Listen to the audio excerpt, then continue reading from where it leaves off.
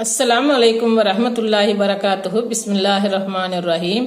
அன்பான சகோதர சகோதரிகளே, எல்லாம் வல்ல அல்லாஹ்வின் நல்லடியார்களே, இன்று நாம் காண இருக்கும் தலைப்பு மலக்குமார்களின் துஆவை பெறுவோம்.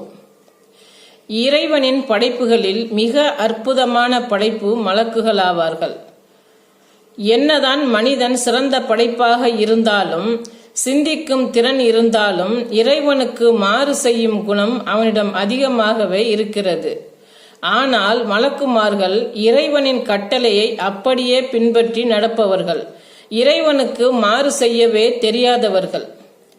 திருக்குர்ஆனில் இறைவன் இவர்களை பற்றி கூறும்போது, தங்கள் இறைவனின் கட்டளைக்கு மாறு செய்ய மாட்டார்கள் என வர்ணிக்கின்றான்.